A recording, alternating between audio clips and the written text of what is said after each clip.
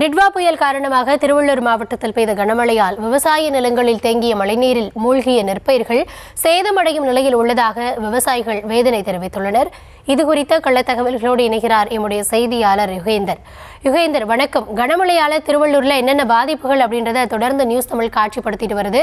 தற்பொழுது நீங்க இருக்கக்கூடிய பகுதியில எவ்வளவு ஏக்கர் பரப்பளவிலான நெற்பயிர்கள் சேதமடைந்திருக்கிறது? விவசாயிகள் என்ன கோரிக்கையை முன்வைக்கிறாங்க?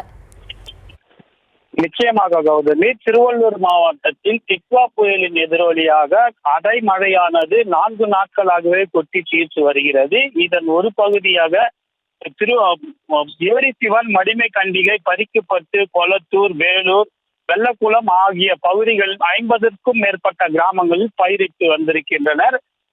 அதிக அளவில் மழையானது கொட்டி தீர்த்ததால் வரத்து கால்வாய்கள் முறையாக தூர்வாரப்படாததால் வரத்து கால்வாயில் தண்ணீரானது செல்ல முடியாமல் விளைநிலங்களுக்குள் புகுந்து விளைநிலங்களில் 4 நாட்களாகவே தொடர்ந்து தண்ணீரானது சூழ்ந்திருக்கிறது. இதனால் பயிர் அழுகும் சூழலானது ஏற்பட்டிருக்கிறது.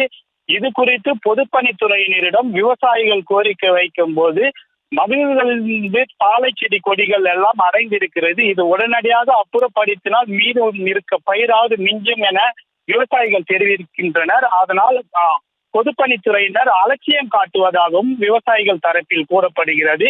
இது குறித்து வேளாண்மை துறை அதிகாரிகளுக்கு பயிர் அழுகும் சூழல் உள்ளதால் தங்களுடைய பயிர்களில் கணக்கீடு நடத்த வேண்டும் என தெரிவித்தால் பயிர் அழுகிய 1 வாரம் கழித்த பிறகே உங்களுடைய விவசாய நிலங்களில் பயிரானது அளவீடு செய்யப்படும் எனவும் அவர்களும் அலட்சியம் காட்டுவதாகவும் தெரிவிக்கின்றனர். இதனால் ஒரு ஏக்கருக்கு 40,000 ரூபாய் வரை செலவீனம் செய்து தங்களுடைய நகைகளையும் அடமானம் வைத்து சொசைட்டிகளிலும் கடனை வாங்கிதான் பயிர்களை செய்கிறோம், அதிகாரிகள் அலட்சியமாக பதில் சொல்வதாகவும் அப்பகுதி மக்கள் வேதனை அடைந்து வருகின்றனர். உடனடியாக மாவட்ட நிர்வாகம் இதில் தலையிட்டு பயிர்களை அளவீடு செய்து முறையான காப்பீடினை வழங்க வேண்டும் எனவும் அப்பகுதி விவசாயிகள் தெரிவிக்கின்றனர். கௌதமி, விவரங்களுக்கு நன்றி யுகேந்தர்.